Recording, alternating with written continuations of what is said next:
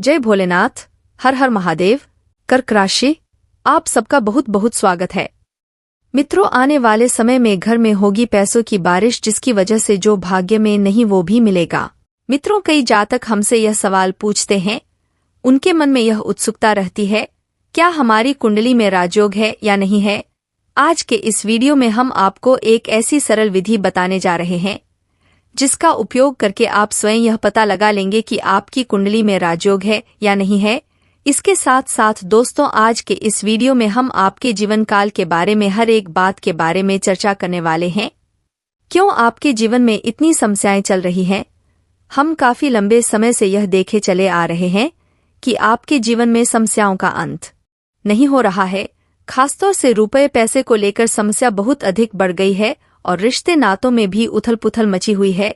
तो दोस्तों, इस वीडियो में हम आपके जीवन के हर एक पहलू पर विस्तार से गौर करने वाले हैं।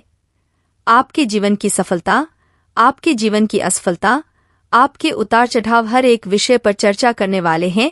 और इससे भी महत्वपूर्ण यह बात है कि जिन लोगों की कुंडली में राजयोग नहीं है, उन्हें राजयोग का सुख कैसे प्राप्त होगा, इस विषय पर भी हम चर्चा करेंगे। तो वीडियो को पूरा देखना, शुरू से लेकर अंत तक वीडियो के हर एक भाग को गौर से देखना है और समझना। वीडियो में बहुत ही गहरी बातें बताई जा रही है, तो वीडियो को आपको पूरा देखना है।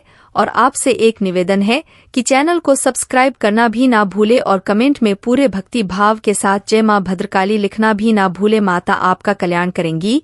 चलिए दोस्तों, वीडियो की शुरुआत करते हैं। भगवान श्री कृष्ण के एक बहुत ही सुंदर विचार के साथ यह आपको एक नई ऊर्जा और प्रेरणा भी देगा। तो दोस्तों, भगवान श्री कृष्ण कहते हैं कि एक ऐसा इंसान जो अपने जीवन की किसी भी सफलता या फिर किसी भी असफलता से विचलित नहीं होता, ना ही शोक मानता है और ना ही खुशियां मनाता है, तथा अपने जीवन के हर एक कर्म को ईश्वर को समर्पित करता है। किसी भी कर्म के लिए उसके दिल में लालच नहीं होता, कोई भी इच्छा नहीं होती, और इससे भी महत्वपूर्ण बात है, उसके द्वारा किए गए कार्य से किसी को भी हानि नहीं होती, तकलीफ नहीं पहुंचती। ऐसा इंसान सचमुच में कर्मयोगी है और उसके द्वारा किया गया हर एक कर्म एक योग है, यानी कि ईश्वर से जुड़ाव है। हर एक कर्म उसके ईश्वर के लिए होते हैं और उसे ईश्वर के नजदीक ले जाता है। ऐसा इंसान ही भगवान का सच्चा भक्त कहलाने के लायक होता है और उसे ही जीते जी और मृत्यु के बाद भी स्वर्ग की प्राप्ति होती है। तो भगवान श्री कृष्ण यहाँ पर यह कहना चाह रहे हैं कि जब इंसान स्वयं अपना मालिक बनता है और सब कुछ खुद ही करना चाहता है, तो हर एक घटना उसे बहुत प्रभावित करती है और ऐसी स्थिति में उसका जीवन नर्क के समान हो जाता है। बेहतर यह होगा कि इंसान को यह स्वीकार कर लेना चाहिए कि यह संसार भगवान के द्वारा बनाया गया है, वह स्वयं भी भगवान के द्वारा बनाया गया है। उसके जीवन में जो कुछ भी घट रहा है वह स्वयं भगवान की इच्छा से हो रहा है, वह माध्यम मात्र है। वह कोई भी कर्म करेगा वही फल प्राप्त होंगे। ऐसे में उसे जो भी कर्म का फल मिलेगा उसे वह ईश्वर का प्रसाद समझकर उन्हें स्वीकार कर लेगा और उसके जीवन में कोई भी कष्ट नहीं रहेगा, क्योंकि उसके जीवन में संतुष्टि का भाव उत्पन्न हो जाएगा। और जो इंसान अपने जीवन में असंतुष्टि के साथ जीता है, उसका जीवन ही सफल है और स्वर्ग के समान है। दोस्तों, यदि आपको भगवान श्री कृष्ण का यह सुंदर विचार अच्छा लगा है तो कमेंट में जय श्री कृष्णा, राधे राधे अवश्य लिखें और वीडियो को एक प्यारा सा लाइक करना ना भूले। चलिए दोस्तों, वीडियो की शुरुआत करते हैं। बहुत सारे लोग हमसे यह प्रश्न पूछते रहते हैं कि हमारे जीवन में इतनी समस्याएं आखिर क्यों हैं? रुपये पैसे को लेकर समस्याएं बनी रहती हैं, रिश्ते नातों में भी उतार चढ़ाव बने रहते हैं, कभी स्थिरता नहीं आती है, उद्योग धंधे सारे ठप पड़े हैं, पैसा जहां भी लगा दो वापस आता ही नहीं है, डूब ही जाता है। किसी को यदि उधर भी पैसा दे दिया तो कभी भी वापस नहीं आता, वापस देने की स्थिति कभी बनती नहीं है। जी हाँ दोस्तों, यदि आपके जीवन में भी कुछ ऐसी स्थितियां चल रही है तो यह वीडियो केवल आपके लिए है। यदि आपको धन दौलत की समस्या है, रिश्ते नातों में भी यदि आपको केवल और केवल निराशा हाथ लग रही है, आपका जीवन भी उतार चढ़ाव से भरा हुआ है, तो यह वीडियो केवल और केवल आपके लिए है। दोस्त, पहले हम इस विषय पर चर्चा करेंगे कि आपके जीवन में रुपया पैसा क्यों नहीं आ रहा है, रुपये पैसे को लेकर दिक्कतें क्यों बनी हुई है। लेकिन उससे पहले दोस्तों, हम आपको बता दें कि आपकी ग्रहों की स्थिति अच्छी बनी हुई है, आपके ग्रहों की तरफ से आपको कोई भी परेशानी नहीं है।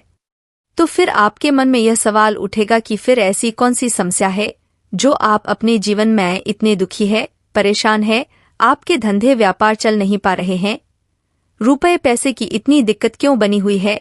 तो दोस्तों हम आपको बता दें कि कई बार ऐसा होता है कि जो जीवन में समस्याएं चल रही हैं उनके कारण दूसरे ना होकर हम स्वयं भी हो सकते हैं, यानी हमारे स्वयं के द्वारा की जाने वाली कुछ गलतियां होती हैं जिनकी सजा हमें मिल रही होती है, जिनके बदले में हमें कष्ट मिल रहे होते हैं।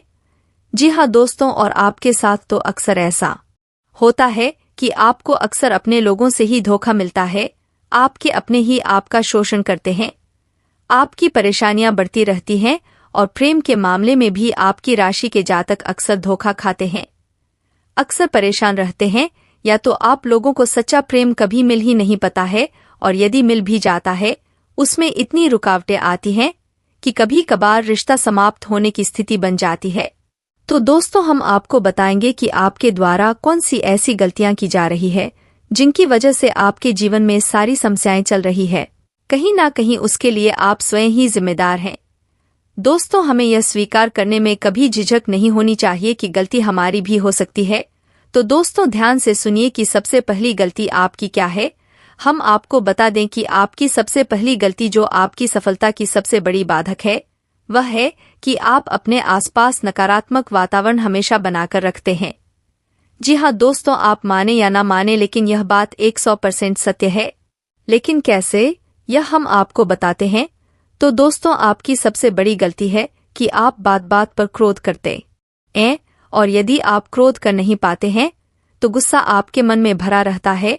फिर वह गुस्सा किसी ऐसे इंसान पर निकलता है, खासतौर से आपके अपनों पर, आपके परिवारजनों पर निकल जाता है, जिससे कि आपके परिवार का माहौल भी दूषित हो जाता है और आपका स्वयं का मन भी जब उस गुस्से को संचित करके रखता है, जब अपने मन में आप उस गुस्से को रखते हैं तो आपका मन भी दूषित होता है।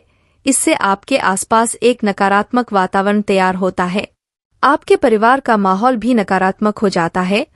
अब दोस्तों आपको यह याद रखना होगा कि यदि आप नकारात्मक वातावरण अपने आसपास रखेंगे तो नकारात्मक वातावरण नकारात्मक ऊर्जाओं को ही अपनी ओर आकर्षित करेगा और आपको लगातार कष्ट देता ही रहेगा। जी हाँ दोस्तों, बात कड़वी है पर सत्य है। आपके अंदर थोड़े बहुत अहंकार के अंश भी पाए जाते हैं। अहंकार भी आपके अंदर कहीं ना कहीं अवश्य ही पाया जाता है, जो कि दूसरी सबसे बड़ी वजह बनती है आपके आसपास के वातावरण को बिगाड़ने के लिए, नकारात्मकता को आपकी ओर आकर्षित करने के लिए। जी हाँ दोस्तों, हम जानते हैं कि आप दिन भर अपने कामकाज में व्यस्त रहते हैं, अपनी दुकान पर, अपने व्यापार पर आप दिन भर लगे रहते हैं, कठोर परिश्रम करते हैं, पर आपको सफलताएं प्राप्त नहीं हो पा रही हैं, जिनकी वजह से आप मन ही मन दुखी रहते हैं, थोड़ा बहुत क्रोधित भी रहते हैं, और वही गुस्सा आपका इकट्ठा होता रहता है। और शाम को जब आप अपने घर में आते हैं तो किसी बात पर ही आपके परिवारजनों पर आपका गुस्सा टूट पड़ता है। लेकिन यह गलत है, आप स्वयं भी इस बात को जानते हैं कि यह गलत है और इस गलत को आपको रोकना ही होगा, वरना आपके जीवन में खुशहाली कभी आ नहीं सकती। चाहे कोई भी देवी देवता आप पर कृपा करें और चाहे कोई भी ग्रह आपके पक्ष में क्यों ना हो जाए। जी हाँ दोस्तों, हम आपको बता देंगे, आपको यह गलती स्वीकार करनी ही होगी, और आपको जब यह गलती पता लग जाए तो धीरे धीरे इसमें सुधार करने की कोशिश करें।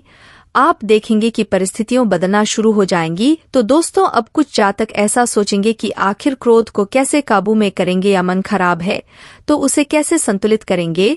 तो दोस्तों हम आपको एक बहुत ही सरल विधि बताते हैं कि आप जब भी आपको क्रोध आए तो आप एकांत में बैठ जाएं, पद्मासन में बैठे यानी आलथी पालथी मार कर बैठ जाए, रीढ़ की हड्डी सीधी रखें और अपनी बाईं नाक से सांस ले, दाहिने नथुने को अपने अंगूठे से रोक ले, बाईं आंख से आप गहरी गहरी सांस ले और छोड़े। दोस्तों इसे चंद्र स्वर कहते हैं, और जब आपका चंद्र स्वरूप सक्रिय हो जाएगा तो आपके मन में एक शांति छा जाएगी और आपका क्रोध भी गायब हो जाएगा। जी हाँ दोस्तों, यह हमारे ऋषि मुनियों के द्वारा आजमाया गया है, वह बहुत ही शक्तिशाली उपाय है। वह इसे आप भी अपने जीवन में शामिल करें, आपको निश्चित ही फायदा पहुंचेगा। दोस्तों आपको पता है कि आपकी दूसरी गलती है कि आप बहुत जल्दी ही उत्तेजित हो जाते हैं। कहने का मतलब यह है कि जैसे ही आपको थोड़ी सी सफलता प्राप्त हो आप उसका बखान करने लगते हैं, सभी को बताने लगते हैं और इसी प्रकार जब आपको कोई कष्ट हो, कोई तकलीफ हो तो आप उसे भी दूसरों को खुलकर बताने लगते हैं, या फिर जिन्हें आप अपना मित्र समझते हैं, नज़दीकी समझते हैं, उन्हें आप अपने दुख में शामिल कर लेते हैं, सुख में शामिल कर लेते हैं।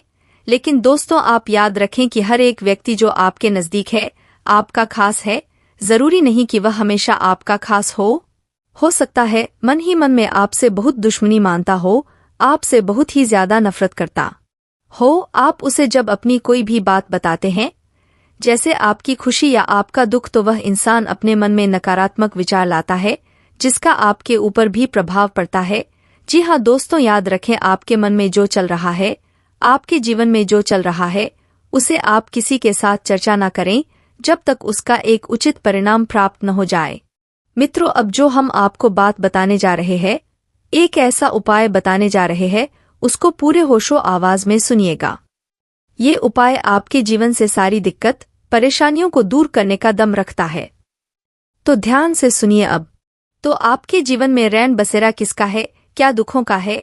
यह दुख आपके जीवन से क्यों कम नहीं हो रहे हैं? क्यों हर समय आपके जीवन में दुख लगे रहते हैं? चाहे वह शारीरिक दुख हो, चाहे अपनों से मिलने वाले दुख हो, चाहे औलाद के दुख हो, चाहे एक भौतिक सुख का जीवन में न होना इसके दुख हो। दुख हर तरह से होते हैं। किसी न किसी कारण से इंसान दुखों में उलझा रहता है।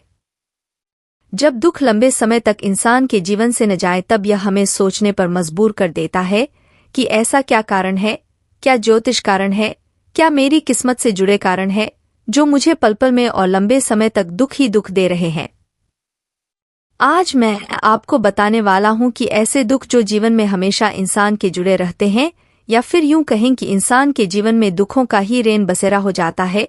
सुख चाहे भौतिक सुख हो, चाहे अपनों से मिलने वाले सुख हो, चाहे किसी भी प्रकार का सुख हो, इंसान के जीवन में कहीं आसपास भी नहीं फटकते हैं और इंसान दुखों से उलझते हुए अपने जीवन का काफी समय व्यर्थ कर देता है, जो कि इंसान एंजॉय कर सकता था।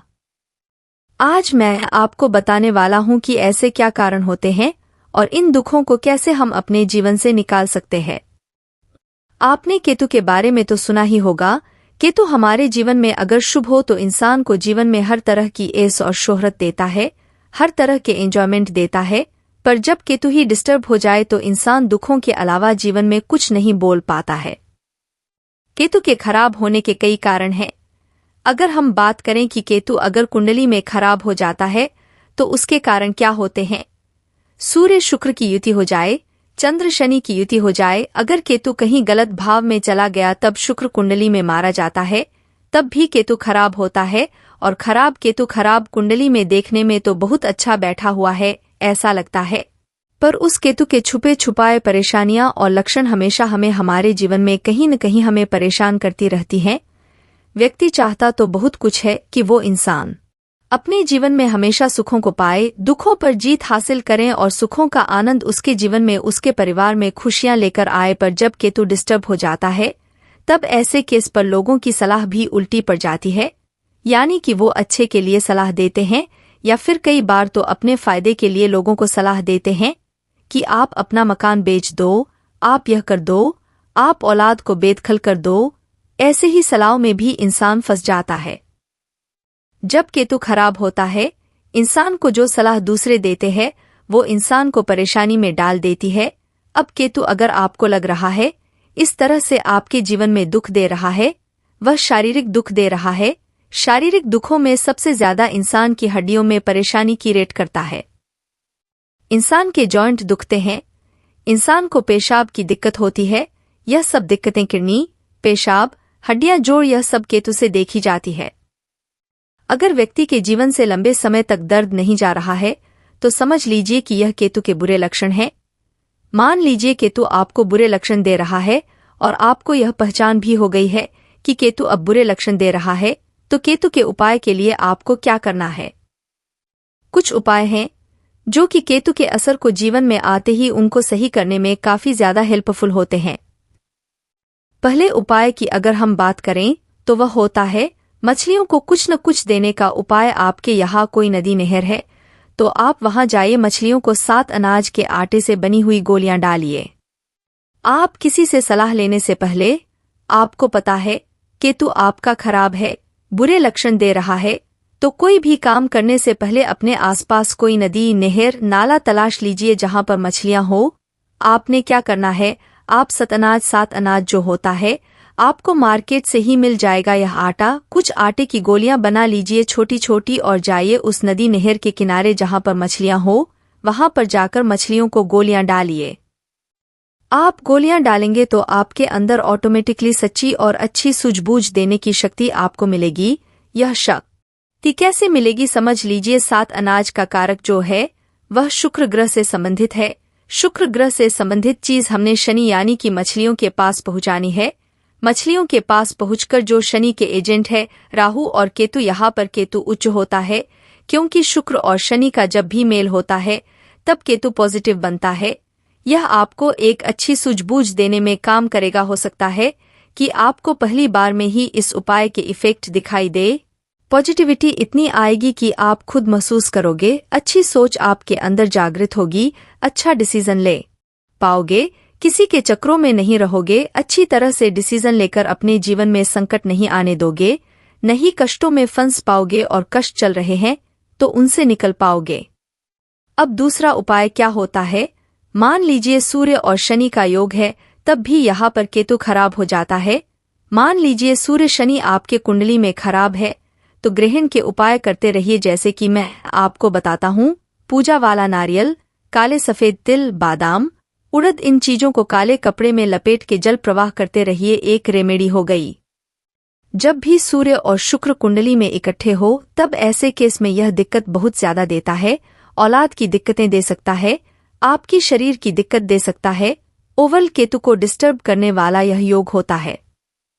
इस योग के लिए कांसे की कटोरी में लाल गेरू लेके जल प्रवाह करते रहिए कटोरी के सहित, तभी केतु के आपको अच्छे असर देखने को मिलेंगे। अब चंद्र और शनि देखिए, 8 नवंबर को चंद्र ग्रहण पड़ रहा है और चंद्र और शनि की युति जिसकी भी कुंडली में है वह लोग तो यह काम जरूर करें क्योंकि चंद्र और शनि का योग ही केतु को नेगेटिव कर देता है। यह उपाय आपने ग्रहण के समय करना है। पूजा वाला नारियल, काले सफेद तिल और साथ में साबुत उड़द, बादाम, यह सारे काले कपड़े में लपेटकर जल प्रवाह कर आइए। जल प्रवाह नहीं कर सकते तो मंदिर में देकर आइए। इसके साथ साथ अगर हम दुखों की बात करें तो जब किसी इंसान को चोट लगती है, आपने देखा होगा तो बड़े बुजुर्ग क्या करते हैं, हल्दी वाला दूध पिलाते हैं। क्यों पिलाते हैं, कभी आपने सोचा है? जब दुख यानी कि दर्द शरीर में आ गया तो वह केतु है और केतु के दोष दूर करने के लिए चंद्र और बृहस्पति की मदद ली जाती है। चंद्र हो गया दूध, बृहस्पति हो गए हल्दी। यह दिया जाता है ताकि उसके शरीर से वह दुख दर्द कम हो, किसी प्रकार का सेप्टिक न बने, किसी प्रकार से आगे जाकर दिक्कतें न हो। यह लॉजिक होता है कि हम क्रमांक दूसरे ग्रहों को इस्तेमाल करके अपने उस ग्रह की जो प्रॉब्लम आ रही है उसको सही कर रहे होते हैं। अब इसके साथ साथ मान लीजिए आपने केतु को सही करना है तो केतु को सही करने के लिए केसर का तिलक बृहस्पति को उच्च करिए, यानी कि बृहस्पति को अच्छा करे। केसर माथे, जुबान, नाभि, कानों पर भी लगा सकते हैं। इसके साथ साथ एक लहसुनिया रत्न होता है, वह पहन सकते हैं अपने इंडेक्स फिंगर में या फिर सुलेमानी। अब यह जो रत्न होंगे या तो पंच धातु में पहने, सोने में पहने या पीतल में पहनिए, क्योंकि हर एक रत्न का काम करना डिपेंड करता है कि इसके साथ आपने कौन सी धातु का इस्तेमाल किया है, क्या उसके मित्र ग्रह की है। और पंच धातु तो एक ऐसी धातु है जो हर एक रत्न के साथ काम कर जाते हैं। किसी भी रत्न के साथ पहन लीजिए, इसका कोई भी साइड इफेक्ट नहीं होता। कई लोगों को चांदी नुकसान करती है, सोना नुकसान करता है, सूट नहीं करता तो पंचधातु में पहनिए, इसमें कोई प्रॉब्लम नहीं है, आपको 100% सूट करेगा। अब इसके साथ साथ केतु को और अच्छा करने का सिंपल तरीका, मान लीजिए आप नहीं ज्यादा उपाय कर पा रहे, नदी नहर नहीं है, तो आप एक काम करिए, एक आंवले का पौधा अपने घर के आसपास कहीं लगा दीजिए। घर में मत लगाइए, घर के आसपास लगा दे या कहीं धर्म स्थान या मंदिर में जाकर लगा दीजिए और उसकी डेली आप सेवा करिए। सेवा कैसे करनी है उसको बढ़ने दीजिए, 4 दीवारी कर दीजिए, जाली लगा दीजिए ताकि वह खराब न हो। उसके ऊपर आप जल चढ़ाते रहिए, जैसे जैसे वह पौधा बड़ा होता रहेगा केतु दूसरे भाव में यानी कि धर्म स्थान में बहुत अच्छे असर देता रहेगा। जो भी दोष होते हैं सही हो जाते हैं। लगाइए, देखिए आपके केतु के दोष कैसे दूर होंगे। या फिर आप आंवला समय समय पर धर्म स्थान में दे सकते हैं या फिर केला फल जो केले होते हैं। केले का दान आप धर्म स्थान दे सकते हैं। धर्म स्थान में दीजिए क्योंकि यह धर्म स्थान चाहे वह कोई भी जाति, कोई भी धर्म का व्यक्ति है, उसका जो धर्म स्थान होगा वह अपने धर्म स्थान में देगा। चाहे तो पुजारी को भी जाकर दे सकते हैं। पौधा लगा लेने से काफी अच्छे रिजल्ट मिलेंगे। केतु खराब है तो घर में किसी तरीके से आप यह पौधे मत लगाइए। जो ग्रह प्रॉब्लम वाले हैं उनसे संबंधित चीजों को घर में मत लगाइए, नहीं तो वह प्रॉब्लम देंगे। उनको अच्छी जगह शुभ स्थान पर लगाइए। बाहर लगा सकते हैं। लोगों को छाया देगा। उनके जीवन में कोई परेशानी है, उनकी छाव मिलती है। आप प्रकृति के साथ जोड़ते हैं। यह चीजें करिए। नेचुरल तरीके से अपनी परेशानी का हल ढूंढिए और नेचुरल तरीके से किया गया उपाय लंबे समय तक काम करता है। अब आपने इतने उपाय समझ लिए केतु के, और केतु से संबंधित कुत्ते की सेवा तो रह ही गई। कुत्ते की सेवा जितना करेंगे उससे प्यार जागृत करेंगे, अपनापन उसे महसूस होना चाहिए। कुत्ता आपका इंतजार करें और वह कुत्ते जो गली मोहल्ला में होते हैं उनकी सेवा करिए। देखिए उसके अंदर प्यार जागृत होगा, वह आपका इंतजार करेगा। उतना ही केतु शुभ होगा, यानी कि अपने हाथों से उसे वह दीजिए जो उसे पसंद है। ब्रेड, दूध, जो भी, जैसे कुत्ते के बिस्किट आते हैं, कुछ भी ऐसी चीजें दीजिए। देखिए कितने अच्छे रिजल्ट आपको मिलेंगे।